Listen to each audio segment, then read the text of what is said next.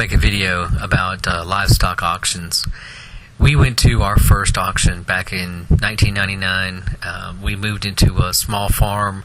We had always lived in subdivisions, and being on the farm right before Y2K, we knew that we wanted to buy some animals.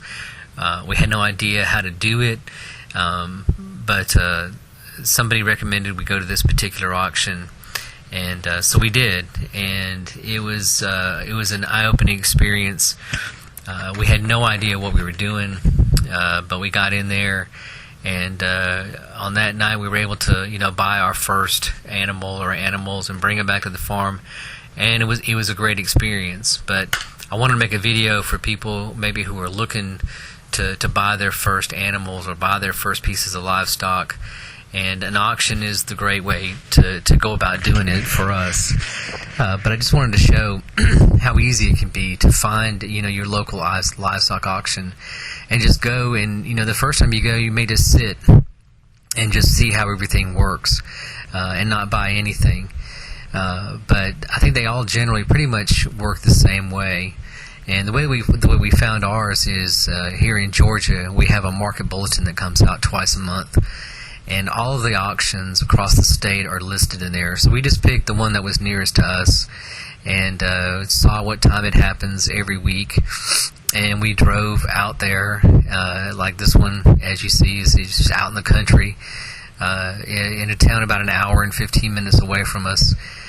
And we pretty much just sat there and waited and watched and saw how it works. And we've now been going back there regularly for 17 years now. It may have actually been 1998 the first time that we went. But like I said, most auctions pretty much work the same way. You're going to have a main auction building. You're going to need to get your number. They'll assign you a number, get your name and address, how you're going to pay, whether you're a buyer or a seller. You have the same number.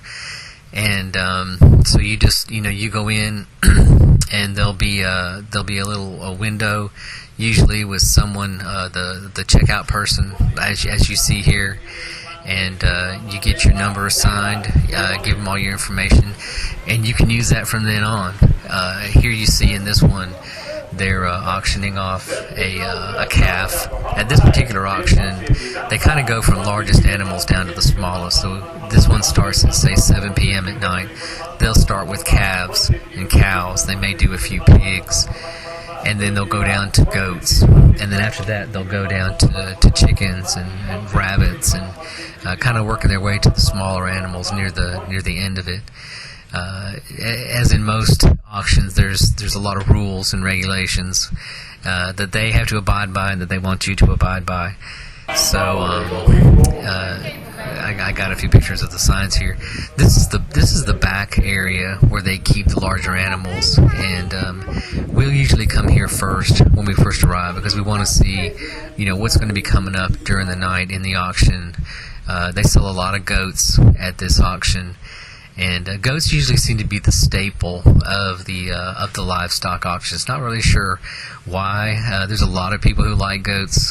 We've had a few over the years, but it's just not been our forte. We've tried to stick more to cows and chickens and pigs, but usually goats and a few sheep will dominate the night.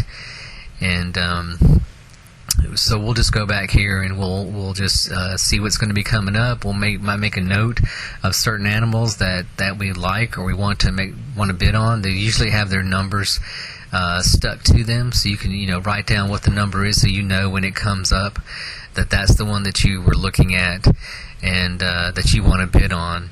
And you'll see other people doing the same thing usually before the auction. This is the back area where they keep the smaller animals, and mostly chickens, mostly poultry. And so we'll walk through there, and in this case, on this night, there was quite a few pieces of, probably quite a few birds. And you'll see, laying hens to roosters to pheasants to turkeys, a few rabbits, and maybe some quail. And we'll just walk up and down the aisles, and we'll usually, if we're looking for something specific, we'll make a note, or we may see something that it didn't dawn on us until we got here that it was something that we might want to get while we were here. And so this is just us kind of going through and seeing what they got. The auction by this time, had already started. They were going through the goats, but because we really didn't have a whole lot of interest in the goats, you can spend a lot of time looking at what's going to come up afterwards. This particular auction will go till at least 10 o'clock at night, even though they're starting at 7. And it takes a lot of time, for them to auction off individual birds, so it can get pretty late before the end. But sometimes that's good because a lot of people will start to leave, and the fewer people that are at an auction, usually the better the prices you can get. This is outdoor sales, and usually at livestock auctions you'll have outdoor sales where at another part of the auction you'll have pickup trucks or trailers that pull up, and they just have household items, electronics, appliances, tools, just anything you can imagine that people are trying to sell. And it's funny, you're usually either a livestock person or you're an outdoor person. Usually the two don't mix. There's usually a separate crowd for each.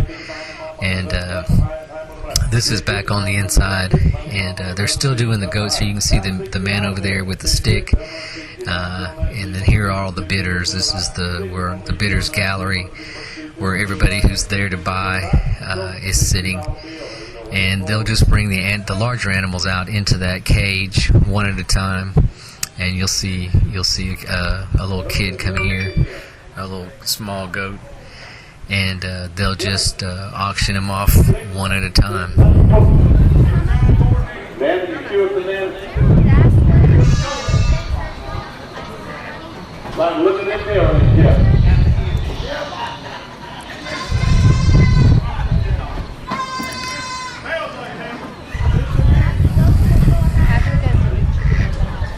It is what they had it. Hey, kept your $5. Be a $5, mama, $50, mama, $50, mama, $40, and they'll go through,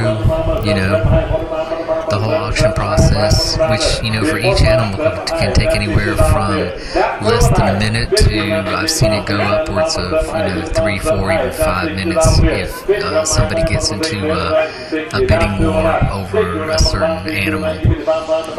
So it takes a lot of patience. It takes a lot of determination to sit and to kind of weed through all the stuff you don't want to get to the stuff that you do want. But like I said, that can be a good thing, because you'll see people come and go through the night, and we've ended up sometimes getting some really good prices on stuff later in the evening as the crowds start to thin out.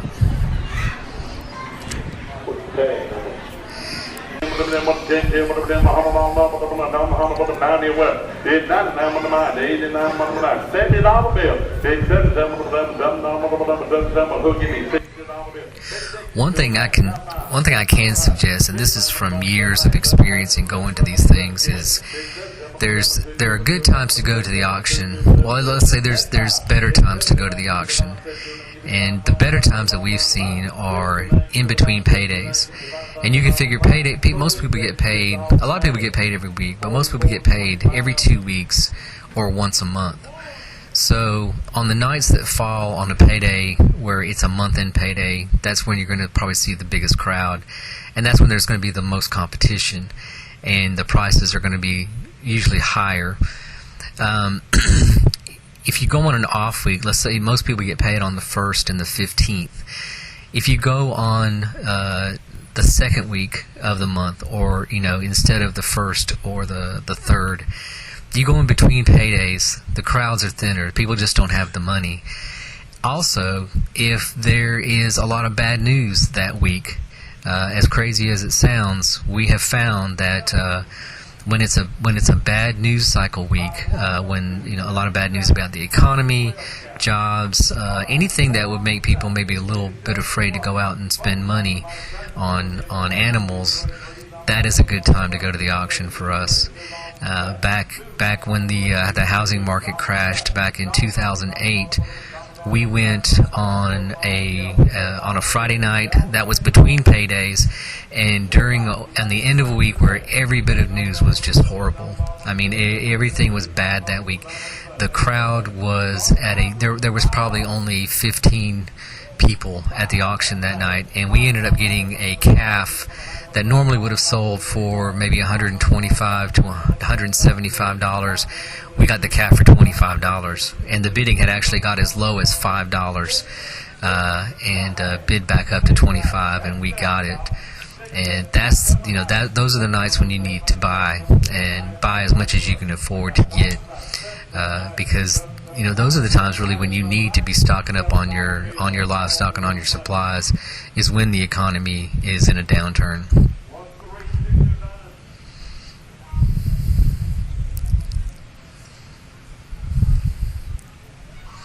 I think here they're auctioning off eggs, actually, cartons of eggs, maybe even empty cartons. This is at the end of the night. We've bought a few things. We're in the buyer's line. We give them our number. They look it up on the computer. You pay, and most of these places take credit cards and or cash, of course. And then after they tell you what your total is, and then you go back around to the back, wherever, whatever it is that you bought, whether it's a large animal or small animal. And you hand your item to the man there, and your list that you've been given off of the computer, and he'll usually have your stuff lined up, but he will get your the stuff that you've won and just hand them out to you, whether you've come with a truck pulling a trailer and you've got a cow or two, or whether you just, like we did here this night, we got a few chickens and a couple of bunnies. And there he's handing it out to us. And on this night, we just threw them in the back of the van because everything we had was small. But that's pretty much it. I just wanted to do a video about going to livestock auctions, and how it can be a really great way to get animals cheaply, and maybe some pointers on the best times to go, and maybe the first things that you ought to buy. We starting small, I think, is always the best idea. It was for us. If you've never owned livestock before and you've got some land for the first time, starting out with big animals can be tricky and expensive. So starting small with things like chickens and maybe piglets, I think is the better way to go. But I hope this was helpful, and thanks for watching.